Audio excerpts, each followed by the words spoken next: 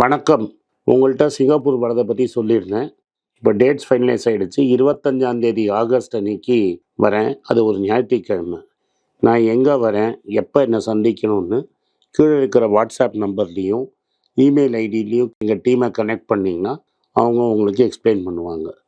சிங்கப்பூரில் ஆகஸ்ட் 25ஆம் தேதி டெஃபினட்டாக சந்திப்போம். நன்றி, வணக்கம். வணக்கம், good morning, happy morning, wonderful morning. India பாரிஸில் ஒலிம்பிக்ஸ் போயிருக்கு. ஒலிம்பிக்ஸில் நல்லா பண்ணுவோம் அப்படிங்கிறத நம்ம எக்ஸ்பெக்டேஷனை யங்ஸ்டர்ஸ் மேட்ச் பண்ணியிருக்கிறாங்க. உங்களுக்கெல்லாம் ஒரு ஃபன் ஃபேக்ட் தெரியுமா? எல்லா ஒலிம்பிக்ஸ்லேயுமே ஹரியானா, பஞ்சாப்லேருந்து தான் மேக்ஸிமம் டாமினேஷன் பிளேயர்ஸ் போவாங்க. இந்த இண்டிவிஜுவல் சாம்பியன்ஷிப்ஸ்லேயும் பாக்ஸிங், ரெஸ்லிங், அப்புறம் இந்த ஜாவ்லினில் வாங்கினவன் முக்கால்வாசி பேர் இந்த ஹரியானா, பஞ்சாப்ல இருந்து தான் போவாங்க. அந்த ஊரில் ஸ்போர்ட்ஸுக்கு இன்ட்ரெஸ்ட் கொடுக்குற மாதிரி மற்ற ஊரில் ஸ்போர்ட்ஸில் இன்ட்ரெஸ்ட்டு கிடையாது. நம்ம ஊரில் படிப்புக்கு கொடுக்குற முக்கியத்துவம் ஸ்போர்ட்ஸுக்கு கொடுக்கறது இல்லை. ஸ்போர்ட்ஸுக்கு முக்கியத்துவம் கொடுக்கறதுங்கிறது ரொம்ப இம்பார்ட்டண்ட். எஸ்பெஷலி ஒரு கோச்சுக்கும் ஒரு அவங்களோட இண்டிவிஜுவல் ஷூட்டருக்கும் ஒரு இண்டிவிஜுவல் பிளேயருக்கும் இருக்கிற பாண்டிங் ஒரு குரு சிஷ்யம் பாண்டிங் மாதிரி இருக்கும். இது ரொம்ப இம்பார்ட்டண்ட்டான கேம். அதே மாதிரி டீம் கேம் ஆடுறச்ச டீம் சேர்ந்து ஆடிச்சுன்னா சூப்பராக இருக்கும். டீம் ஸ்பிரிட் டெவலப் ஆகும். அண்ட் எப்போதுமே நீங்கள் பார்க்கணும், ஒரு இடத்துல ராகுல் டிராவிட் சொல்லுவார், 604 வாட்டி நான் இந்தியாவுக்கு ஆடினேன். அந்த 604 வாட்டி இந்தியாவுக்கு ஆடினதில் 204 வாட்டியோ 205 வாட்டி தான் 50க்கு மேலே அடித்தேன். மீதி 400 வாட்டி ஃபெயிலியர் தான். அந்த ஸ்போர்ட்ஸுங்கிறது ஃபெயிலியரை ஹேண்டில் பண்ணதுக்கு நம்மளுக்கு சொல்லி கொடுக்கும். இப்போ ரீசண்டாக நம்மளோட இந்தியன் ஹிஸ்ட்ரியில் ஃபஸ்ட்டு டைம் ஒரு அத்லீட் 2 மெடல் அடிச்சிருக்காங்க. 1992க்கு முன்னாடி இந்தியாவில் ஒலிம்பிக்கில் போயிட்டு சும்மா வேடிக்கை பார்த்துட்டு வருவோம். நம்மளது 1972 வரைக்கும் ஹாக்கியில் எப்போதுமே ஒரு மெடல் அடிப்போம். 1968 கோல்டு, 72 மியூனிக்ல சில்வர். அன்னிலேருந்து தோத்தது தான் ஹாக்கி. போன வாட்டி தான் கட்டப்பட்டு முக்கி பிரான்ஸ் மெடல் வாங்கினோம். இதுக்கு காரணம் என்னன்னா, இந்தியா ஹாக்கியில் ஸ்ட்ராங்காக இருக்கும்போது ஹாக்கி கிராஸில் ஆடிட்டு இருந்தாங்க.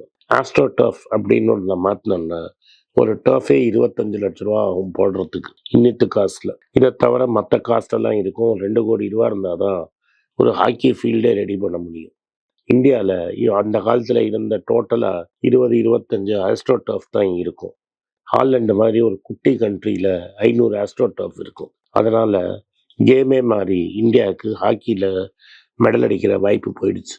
72லேருந்து 96 வரைக்கும் நம்ம மெடலே அடித்தது கிடையாது. போயிட்டு வருவோம். இந்த 96ல் அட்லாண்டா ஒலிம்பிக்ஸில் முதல் வாட்டி நம்ம tennis Leander Paes bronze medal சிங்கிள்ஸில் வின் பண்ணார். அன்னிலேருந்து ஒரு ஒலிம்பிக்லேயும் ஏதாவது ஒரு மெடல் அடிச்சுட்டு தான் இருக்கும். 2000ல் கம்மன் மல்லேஸ்வரிங்கிறவங்க வெயிட் லிஃப்டிங்கில் வாங்கினாங்க. இப்போ டென்னிஸ் எல்லாம் நம்மளுக்கு வாய்ப்பே கிடையாது. Shooting, wrestling and weight lifting தான் இந்தியாவோட ஸ்ட்ராங் ஈவெண்ட்ஸ். பேட்மிண்டனில் சிந்து வின் பண்ணியிருக்கிறாங்க. இதுதான் நம்மளோட ஸ்ட்ராங் சைட்டு. 2020ல் டோக்கியோ ஒலிம்பிக்ஸில் முதல் வாட்டி இந்தியாவில் ட்ராக் அண்ட் ஃபீல்ட் ஈவெண்ட்ஸில் ஒருத்தர் ஒரு மெடல் வாங்கினார். அதுதான் நீரஜ் சோப்ரா. அவரை பற்றி இன்னொரு நாளைக்கு பேசுவோம். இன்னைக்கு நம்ம பேச போகிறது இப்போ ஷூட்டிங் வீராங்கனை. இதுக்கு முன்னாடி ஒலிம்பிக்ஸில் 2 மெடல் வாங்கினவர் சுஷீல் அப்படின்னு ஒருத்தர். ரெஸ்லிங்கில் அவர் 2 சில்வர் வாங்கினார். இப்போ வாங்கினது நம்ம மனு பாக்கர் அப்படிங்கிற பொண்ணு. 22 வயசு தான் ஆகுது. 16 வயசில் முதல் வாட்டி வேர்ல்டு சாம்பியன் ஆனவங்க அவங்க. அதுக்கப்புறமா கண்டினியூஸாக காமன்வெல்த் கேம்ஸ், ஏஷியன் கேம்ஸ் இதுலலாம் மெடல் அடிச்சிருக்காங்க. ஆனால் நீங்கள் பணம் இருந்தால் தான் ஸ்போர்ட் ஆட முடியுங்கிறது உண்மை. அவங்க அப்பா பேர் ராம் கிஷன் பேங்கர். அவர் மர்ச்சன்ட் நேவியில் சீஃப் இன்ஜினியராக இருக்கார். அப்போனா மாதம் 3.5 லட்ச ரூபா சம்பாதிப்பார். அவங்க அம்மா சுமேதாங்கிறவங்க டீச்சர். ஒரு தம்பி இருக்கிறான் கீழ்னு. இவங்க ஆக்சுவலி கிரிக்கெட் ஆடுறதுல தான் இவங்களுக்கு இன்ட்ரெஸ்ட். வீரேந்தர் ஷெவாகோட ஸ்கூலில் கிரிக்கெட் ஆட ஆரம்பித்தாங்க. அதுக்கப்புறம் மேரி கோம் படத்தை பார்த்து பாக்ஸிங்கில் பூந்தாங்க. அதுக்கப்புறம் ஒரு தங் தா அப்படின்னு ஒரு மணிப்பூரி மார்ஷியல் ஆர்ட்டில் கொஞ்ச நாள் ட்ரெயின் பண்ணிட்டு இருந்தாங்க. அப்புறம் ஜூடோ. இதெல்லாம் பார்த்தபோது ஒரு வாட்டி ஸ்கூலில் சும்மா ஷூட்டிங் ட்ரை பண்ணும்போது இவங்களுக்கு நல்ல அக்யூரசி வருது, இவங்களை ஷூட்டிங் போடலான்னு சொல்லி ரவுனக் பண்டிட் அப்படிங்கிறவர்கிட்ட ₹1,50,000 செலவு பண்ணி காம்படிட்டிவ் ஷூட்டிங் ட்ரைனிங்காக அப்பா ஆரம்பிச்சார். 2017 15 வயசு இருக்கிறச்ச ஏஷியன் ஜூனியர்ல மெடல் அடித்தாங்க. 2017 நேஷ்னல் கேம்ஸில் கோல்டு மெடல். 2018 குவாலிஃபிகேஷனில் ரெக்கார்டு ஃபைனல்ஸில் மிஸ் ஆயிடுச்சு. 2018 யூத் ஒலிம்பிக்ஸில் கோல்டு மெடல். 2019 திரும்பி கோல்டு மெடல். இந்த அம்மா கோல்டு மெடல் அடிப்பாங்கன்னு தான் டோக்கியோ ஒலிம்பிக்ஸில். அந்த சமயத்தில் துப்பாக்கி மேல் ஃபங்க்ஷன் ஆகி கரெக்டான இடத்துல ஷூட் பண்ண முடியாதனால அந்த அம்மாவுக்கு சான்ஸ் மிஸ் ஆயிடுச்சு. 15th பொசிஷனுக்கு போயிட்டாங்க. அதோட இனிமேல் நம்மளுக்கு போகிறோம், இனிமேல் நம்மளுக்கு ஷூட்டிங்கே வேணாம், நம்மளுக்கு லக் இல்லைன்னு இந்த அம்மா விட்டுடுச்சு. பழைய கோச்சு அவரும் ஒரு பெரிய ஷூட்டர், ஒலிம்பியன்.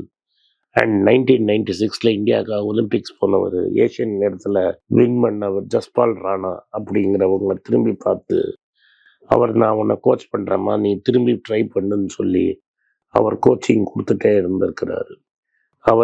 அவரோட சொந்த பணத்தில் செலவு பண்ணி இப்போ பாரிஸ் போயிருக்கிறாரு. அதை கூட இந்த கவர்மெண்ட்டு பணம் கொடுக்கல, இவர் பூல் ஆஃப் கோச்சஸில் இல்லைன்னு. அந்த ஆள் கொடுத்த கோச்சிங்கில் இந்த அம்மா 2 மெடல் அடிச்சிருச்சு. 3வது ஈவெண்ட்டில் இன்னும் பார்ட்டிசிபேட் பண்ணிட்டு இருக்கு. இதில் வருத்தமாக கேட்டது என்னன்னா, அந்த ஆள் என்ன சொல்கிறார், 3 வருஷமாக எனக்கு வேலை இல்லை, எனக்கு வேலை கொடுக்க மாட்டேங்கிறாங்க, coaching sports authority of India கொடுக்கல, அட்லீஸ்ட் இந்த 2 மெடல் ஜெயிச்சப்புறமா அது எனக்கு ஏதாவது எவனா வேலை கொடுப்பான்னு நான் நினைக்கிறேன். இந்தியாவில் வேலை நல்லா சூப்பராக இருக்குதுன்னு நம்ம சொல்லிட்டு இருக்கிறோம். ஒரு ஒலிம்பிக் மெடல் அடிக்கிற கோச்சுக்கு கூட வேலை கொடுக்குற நிலைமையில இந்தியா இல்லை. அவங்களோடது தோற்று போயினதுனால திரும்பி ஜெயிக்கணுங்கிறதுக்கு அவங்க முதுகில் Tokyo is the past, I will still rise அப்படின்னு அந்த பொண்ணு டாட்டூ போட்டிருக்கு. ரெசிலியன்ஸ்னா என்னன்னா, நம்மளுக்கு நிறைய யூஸ் பண்ணியிருக்கிறேன் இந்த சேனலில், இதை பற்றி நான் பேசலை. ரெசிலியன்ஸ்னா நிறைய செட்பேக் இருக்கும், வாழ்க்கையில் அப்டிக்கல்ஸ் வரைக்கும், கீழே விழுந்தாலும் திரும்பி எழுந்து நடக்கிற அளவுக்கு நம்மளுக்கு தைரியமும் சக்தியும் இருக்கிறது தான் ரெசிலியன்ஸ். இது அந்த ஜஸ்பால் ராணாட்டேன் தான் நான் கற்றுக்கிட்டேன். அந்த மாதிரி சொல்லியிருக்கு. பிரான்ஸ் வாங்கினது அவங்களோட ரெசிலியன்ஸ் அண்ட் டிட்டர்மினேஷனுக்கு ஒரு பெரிய எதிர்காட்டு. நீங்கள் இதை கேட்குறவங்களில் இது மாதிரி நான் திரும்பி சொன்னால் மட்டும் சொல்லிகிட்டே இருக்கிறாரு சாரு, இதெல்லாம் உண்மையாக நடக்குமான்னு நீங்கள் பல பேர் நினைப்பீங்க. அவர் ஜேர்னி பல பேரை இன்ஸ்பயர் பண்ணும். பல செட்பேக்ஸை தாண்டி இன்னைக்கு அவங்க ஒரு பெரிய பிளேயராக கிரேட்டர் ஃபீட்ஸை அச்சீவ் பண்ணியிருக்கிறாங்க. இப்போ இது 5வது நாள் தான் இன்னைக்கு. இன்னும் பல பேர் ஒலிம்பிக்ஸில் மெடல் எடுப்பாங்க. கவர்மெண்ட் எதிர்பார்ப்பு 10 மெடல் வரும்னு. நம்மளும் இந்தியா முதல் வாட்டி ஒலிம்பிக்ஸில் டபுள் டிஜிட் மெடல் அடிப்போம்னு பார்ப்போம். நீரஜ் சோப்ரா திரும்பி கோல்டு அடிப்பாரான்னு பார்ப்போம். ஹாக்கியில் ரொம்ப நாள் கழிச்சு போன வாட்டி பிரான்ஸ் வாங்கியிருந்தோம், திரும்பி இன்னைக்கு குவார்டர் ஃபைனல்ஸ் குவாலிஃபை பண்ணிட்டோம், திரும்பி மெடல் அடிப்போம் அப்படின்னு எதிர்பார்ப்போம். All the best. ஆனால் இது வாழ்க்கையிலேருந்து மனு பேக்கரோட லைஃப்பில் நீங்கள் பாடத்தை கற்றுக்கணுங்கிறது தான் என்னோட ஆசை. எப்போதுமே நான் உங்களுக்கு ஹேபிட், ருட்டீன் பற்றி சொல்லுவேன், டிசிப்ளின் பற்றி பேசுவேன், ரெசிலியன்ஸ் பற்றி பேசுவேன். மனு பேக்கர் இந்த ரெசிலியன்ஸுக்கு ஒரு எடுத்துக்காட்டு. இதை நம்ம தான் திரும்பி எடுக்கணும். வாழ்க்கையில் எவ்வளோ மோசமான பொசிஷன் இருந்தாலும் நம்ம சொசைட்டிக்கு கான்ட்ரிபியூட் பண்ண முடியும்னு ஜஸ்பால் ராணா காட்டுறாரு.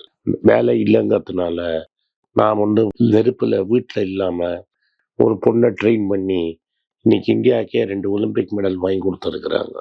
சுச்சுவேஷன் என்ன வேணா இருக்கலாம், வாழ்க்கையில் இறங்கி சண்டை போட்டு ஜெயிச்சு வெற்றி பெறுறது நம்ம கையிலேயே தான் இருக்குது. நன்றி, வணக்கம். இந்த வீடியோ உங்களுக்கு பிடிச்சிருந்தா இந்த வீடியோ லைக் பண்ணுங்கள், எங்கள் சேனலை சப்ஸ்கிரைப் பண்ணுங்கள், பெல் நோட்டிஃபிகேஷன் தட்டுங்க.